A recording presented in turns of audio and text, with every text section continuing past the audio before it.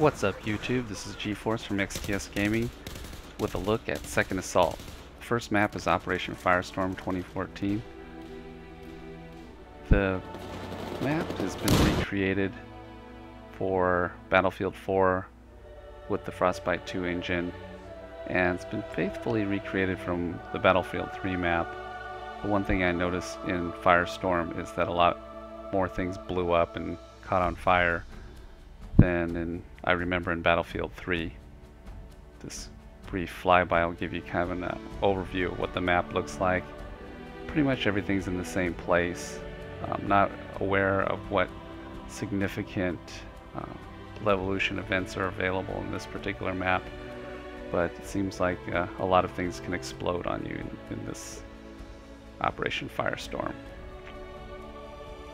Taking a look around, the sky and the smoke seem to be a lot more detailed than I remember in Battlefield 3, and the textures on the ground seem to be a bit more detailed than, again, I remember on Battlefield 3.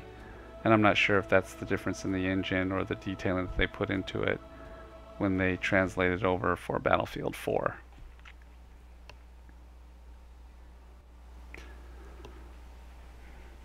The textures in the sky seem to be a little more realistic than I remember, again, in Battlefield 3. And here's the US base. Just kind of a quick overflight heading back towards the buildings at some of the conquest points. Here's the construction building. You can see the smoke is pretty thick from the fire that's burning. So a lot of interesting looking effects. Kind of a haze off into the distance from all the burning that's going on the map and the visuals. The next map is Operation Metro, everyone's favorite meat grinder. The lighting's different in this particular map on the inside, and you notice that there's a lot of support beams holding up damaged portions of the roof. If you destroy those particular support beams, you can collapse the roof and actually kill people who are underneath it, and also create additional cover for moving up. And there's also a couple of different flanking options that weren't available in the original map. There's an elevator and there's a door that goes to the outside. That was by that previous support post. So those are some interesting little options that they've added to Metro. And the other part is the flooding of the Metro, the subway and tunnels. And I'm not sure if that's going to make anything different as far as the gameplay in the future. I can't imagine boats going down the subway or anything like that. But it's some much needed improvements to the Metro map because it became too much of a choke point. Here's Gulf of Oman during the massive sandstorm. This is kind of what it looks like on the ground level. Visibility, a lot of particles flying through the air. The visibility is pretty hard to see very far. And this is interesting when you're playing, anything from a conquest to a team deathmatch to rush. When this particular sandstorm kind of kicks through, give you kind of an overview of the map, what it looks like, trees blowing everywhere, sand blowing everywhere.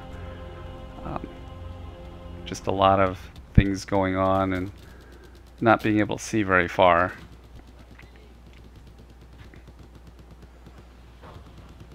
But again, just like in Firestorm, the maps have been recreated pretty much as you would remember them from Battlefield 2 or Battlefield 3. And the detail just in the visuals look a lot better as far as the sandstorm is concerned. This map can also be played as you may remember it in Battlefield 3 when there's no sandstorm, sunny and clear.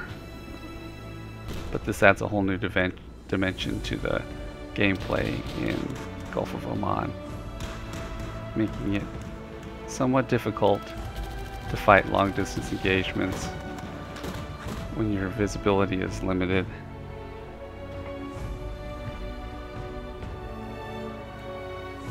I was quite impressed at the effects, the sandstorm, and how much it changed the way that the map played. A lot of intense little firefights can go on, but you can actually use some of the sandstorm to mask your movement if you're in infantry. Not so much sure how much it works for vehicles, but it may make it tougher to see the vehicles on the ground from the helicopters and the jets above unless they're flying a lot lower.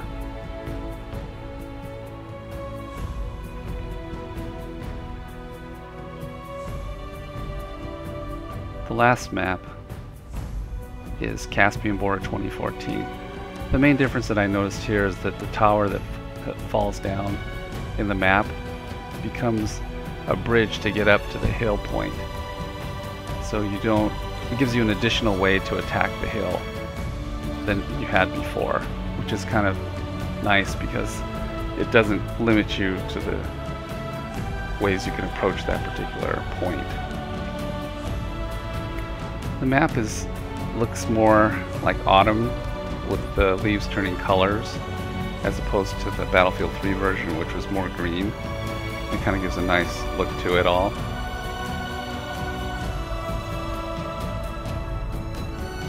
The filling station or the fuel station looks pretty much like we remember it in Battlefield 3, but mainly it's the difference in the foliage that you notice with the Battlefield 4 version. Not sure what that sniper thought he was doing shooting the tank. Here we are moving in toward the Russian base in a flyby.